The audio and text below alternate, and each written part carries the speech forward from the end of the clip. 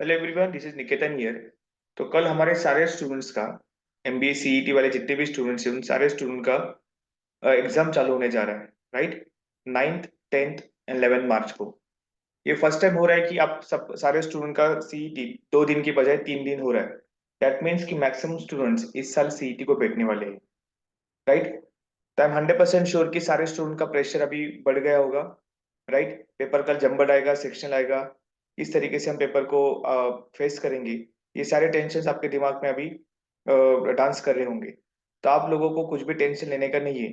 जिन लोगों ने जेन्युइन मेहनत किया है, जिन लोगों ने थोड़ा सा मॉक टेस्ट सॉल्व किया है, आपको सारे चैप्टर्स अच्छे से पता है, उसमें इजी लेवल के क्वेश्चन, डिफिकल्ट लेवल के क्वेश्चन के साथ अगर आपका इंटरेक्शन हो चुका है तो कल का पेपर आपको बहुत ही इजी जाएगा, राइट। तो आप सारे स्टूडेंट्स के लिए 5 मिनट का मैंने वीडियो बनाया है, इसको आप वीडियो को देखिए, सो दैट आपके छोटे छोटे पॉइंट जो है वो शायद से इस वीडियो के थ्रू कवर अप हो जाएंगे। तो सबसे पहले आपको दिमाग में कंफ्यूजन होगा कि आपको कैरी क्या करना है।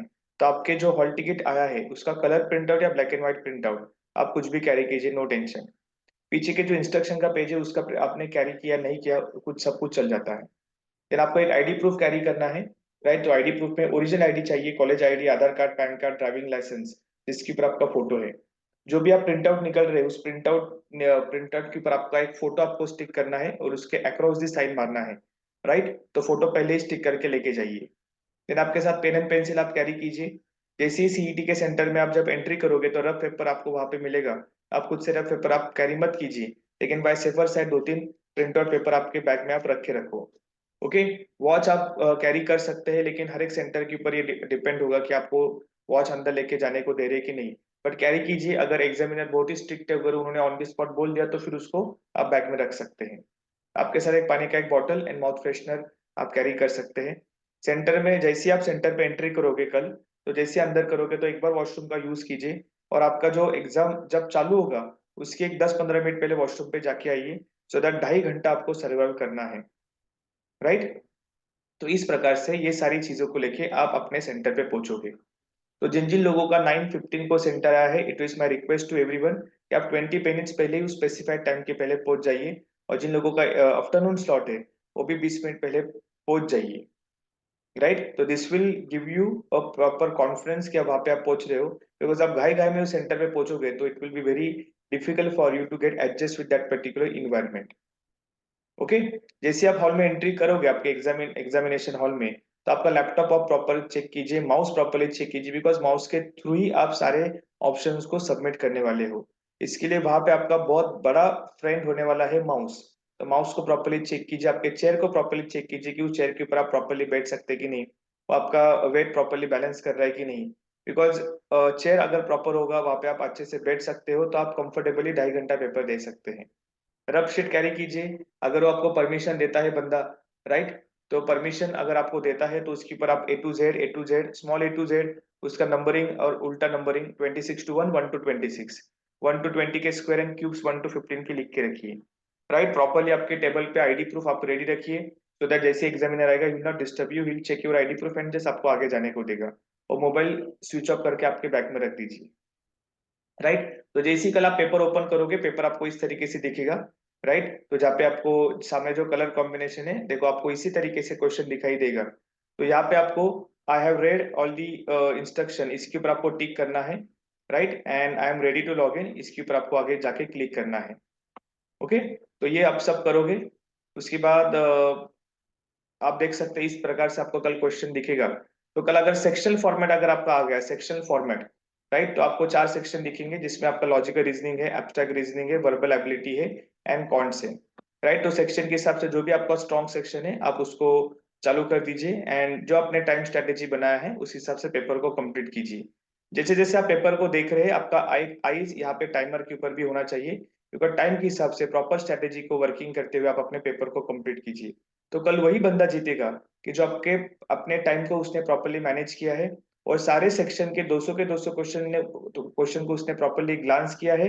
और 200 में से समवेयर अराउंड 60 to 70% उसने जेन्युइन अटेम्प्ट किया और 30% उसने तुक्का मारा है। तो अब अभी आप अपनी स्ट्रैटेजी कैसे बनाते हो? मैक्सिमम लोगों ने अपना स्ट्रैटेजी 100% बनाया ही होगा, लेकिन अभी भी अगर आप थोड़ा सा टेंशन में है, आपने कुछ सोचा नहीं है, तो सोचो कि उस पेपर को आप कितने टाइम में पूरा करेंगे, राइट। तो सारे स्टूडेंट्स को पता है कि कलर कॉम्बिनेशन है। अगर आपने इस क्वेश्चन को अभी तक क्वेश्चन तक पहुंचा नहीं है तो आपको कलर वो पेपर आपको सॉरी वो क्वेश्चन का कलर आपको व्हाइट दिखेगा। जिस क्वेश्चन के ऊपर आप हो, राइट, जिस क्वेश्चन के ऊपर आप हो, राइट, तो अगर आपने उसको सबमिट कर दिया है तो आपको ग्रीन कलर का होना चाहिए। देखो यहाँ पे लिखा है आंसर नॉट आंसर। तो जब आपको 149 मिनट्स पे जब आप पहुंचोगे तो पहले पेपर जंबल्ड या सेक्शन है, आपका पेपर पूरा का पूरा ग्रीन आपको दिखना चाहिए, राइट। तो सबमिट कर, जब आप गलती से भी सबमिट के ऊपर आपको ऑप्शन क्लिक करना है, सबमिट मतलब आपका पेपर सबमिट हो जाता है। आपको हमेशा सेव एंड नेक्स्ट के ऊपर ही क्लिक करना है, राइट। तो सपोज आप आगे गए, आप 16 क्वेश्चन पे गए और आपको वापस सेकेंड क्वेश्चन पे जाके उस पर्टिकुलर ऑप्शन को चेंज करना है, तो आप सेकेंड पे क्लिक करो, यहाँ पे आपके एफ ऑप्शन को क्लिक करो या क्लियर रिस्पॉन्स करके एफ ऑप्शन पे क्लिक करके 7x करो। आप उस पर्टिकुलर क्वेश्चन को चेंज कर सकते हो। ये जितना इसके साथ आप कंफर्टेबल होगे वहां पे आपका एक एक सेकंड 10-10 सेकंड बच सकता है, राइट। तो मेरे सारे स्टूडेंट को एक और एक सजेशन है कि प्लीज आप मार्क फॉर रिव्यू मत कीजिए। मार्क फॉर रिव्यू करके कुछ फायदा ही नहीं है, राइट। अगर आपको किसी क्वेश्चन के बारे में डाउट है तो आप अपने क्वेश्चन पेपर पे बाजू में सॉरी आपके रफ पेपर में लिख के रखिए कि यहाँ पे मेरा डाउट है, मुझे वापस आके इस पर्टिकुलर क्वेश्चन को अटेम्प्ट करना है, बराबर। बिकॉज आप वापस मार्क फॉर रिव्यू पे जाओगे, वापस उसको 7x करोगे, वापस वापस जाके चेक करोगे, it will waste your time. एक तो आपको आपका कलर एक तो ग्रीन दिखना चाहिए, रेड दिखना चाहिए, व्हाइट दिखना चाहिए। तो this way you guys will try to answer the entire question, right. तो मैक्सिमम क्वेश्चन आप जेन्युइन अटेम्प्ट करोगे। कुछ कुछ क्वेश्चन के ऊपर आपको तुक्का मारना पड़ेगा।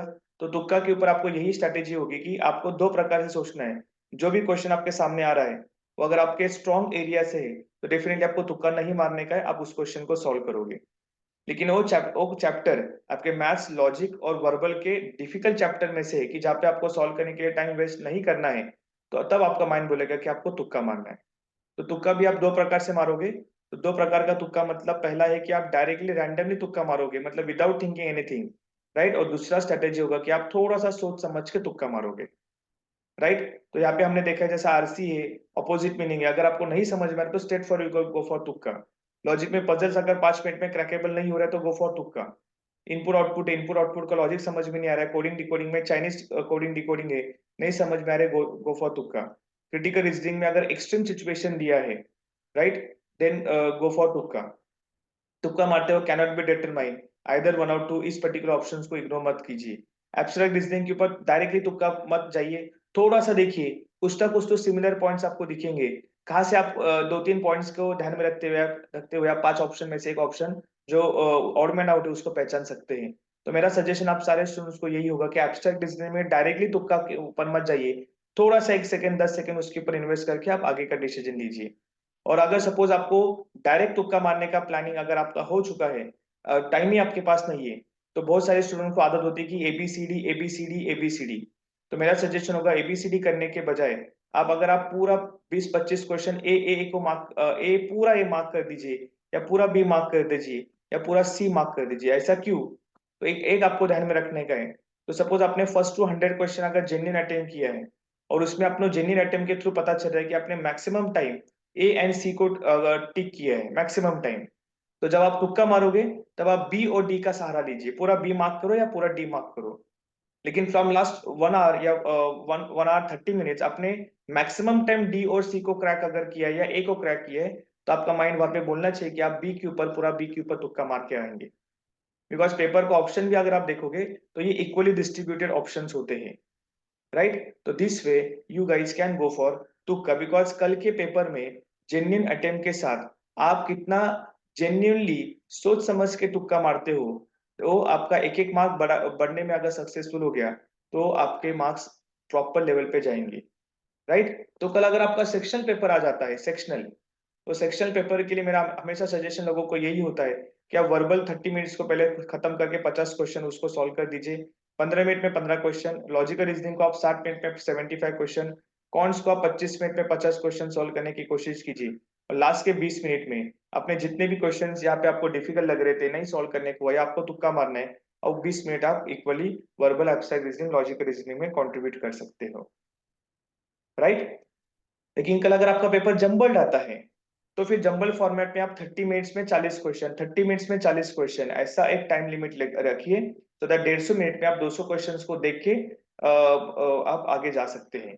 तो जंबल फॉर्मेट में आपको स्टार्टिंग से ही तुक्का मारना है कि सॉल्व करना है, इस प्रकार से आपके ब्रेन के सॉफ्टवेयर को आपको डिजाइन करना पड़ेगा, राइट। तो इस प्रकार से ये कुछ हमारे इनपुट्स थे। तो जो लोग हमने अलग अलग व्हाट्सएप ग्रुप्स बनाए हमारे स्टूडेंट्स के लिए। तो ये ज्ञान सुनने के बाद अगर आपको किसी हमारे व्हाट्सएप ग्रुप में ऐड होना है, ओके, तो आप मुझे डायरेक्टली व्हाट्सएप कर सकते हैं। ये मेरा नंबर है, आई थिंक, अरे यहाँ पे 77109। ओके, तो I will write it down again, one second. या 77109464009, इस नंबर पे आप मुझे व्हाट्सएप कर सकते हैं। 77109464009, डिस्क्रिप्शन बॉक्स में भी हमने इस पर्टिकुलर नंबर को लिखा है। तो जितने भी स्टूडेंट्स हमारे इस ग्रुप में ऐड होते हैं उनके लिए जितना हो सके मैं पेपर का सेट भेजने की कोशिश करता है। सीमेट के लिए हम तुरंत लेक्चर चालू करने जा रहे हैं। देन सीईटी होने के बाद मार्केटिंग, फाइनेंस, एचआर, ऑपरेशन के ऊपर हमारे वर्कशॉप होंगे। इंटर्नशिप आप कोई कर सकते तो उनके लिए भी हम हेल्प करेंगे। फिर प्रेजी आउटलाइन के ऊपर हमारा वर्कशॉप होगा। देन स्पेशल वर्कशॉप होंगे, what is MMS, what is PGDM, फिर उसमें कौन से कॉलेजेस का फॉर्म्स कभी निकल रहा है। ओके, एंड दिस वे में जब तक आपका एडमिशन नहीं होता तब तक हमारे सारे स्टूडेंट्स, भले हमारे पेड स्टूडेंट्स है या फ्री स्टूडेंट्स है, उन सारे स्टूडेंट्स के लिए हम सपोर्ट हमारे तरफ से करने का कोशिश करेंगे। तो ये मेरा नंबर है, आप इस नंबर पे मुझे व्हाट्सएप कीजिए, 77109464009। ओके, तो all the best from our side, and कुछ भी डाउट होगा ये नंबर पे आप हमको कॉल करके आपके जो भी हेल्प आपको चाहिए वो इसके लिए आप हमको कॉल कर सकते हैं। Thanks a lot, all the best and have a great CET. Thanks a lot.